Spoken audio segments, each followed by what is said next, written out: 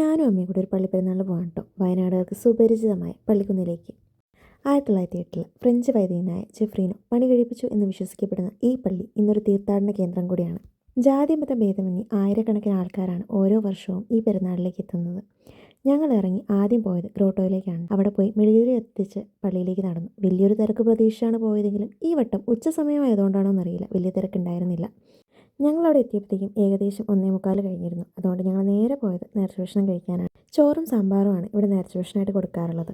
ഭക്ഷണമൊക്കെ കഴിച്ച് കഴിഞ്ഞപ്പോൾ അമ്മയ്ക്ക് കല്ലെടുക്കണമെന്ന് പറഞ്ഞു. അതിവിടുത്തെ ഒരു നേർച്ചയാണ്. കല്ലെടുത്ത് തലയിൽ വെച്ച് നമ്മൾ പള്ളിക്ക് ചുറ്റും നടക്കും. ഒരു പ്രത്യേക നിയോഗത്തെ പ്രതിയായിരിക്കും നമ്മളിങ്ങനെ ചെയ്യുന്നുണ്ടാവുക. അടുത്തായിട്ട് ഈ ഒരു കുഞ്ഞ് സ്റ്റെയർ കയറി ഞങ്ങൾ പോയത് പള്ളിയുടെ മുകളിലുള്ള ഗ്രോട്ടോയിലേക്കാണ്. സാധാരണ ദിവസങ്ങളിൽ അങ്ങോട്ട് കയറാൻ പോലും പറ്റില്ല, തിരക്ക് കാരണം. ആ ഒരു ഗ്രോട്ടോയിൻ്റെ അടുത്ത് നിന്ന് നോക്കി കഴിഞ്ഞാൽ മെയിൻ ഗേറ്റ് വരെ കാണാം കേട്ടോ.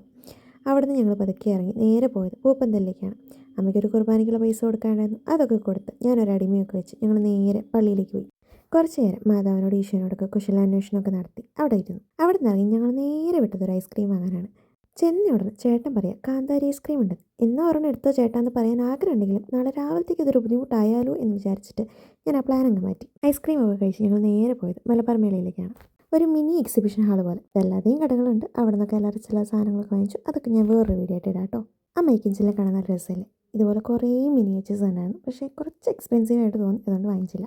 അങ്ങനെ നെക്സ്റ്റ് ഇയർ കാണാൻ മാതാവി എന്ന് പറഞ്ഞിട്ട് ഞാനും അമ്മയും കൂടെ ബൈ ബൈ എന്ന് പറഞ്ഞു. മറ്റൊരു വീഡിയോ ആയിട്ട് പിന്നെ കാണാം കേട്ടോ.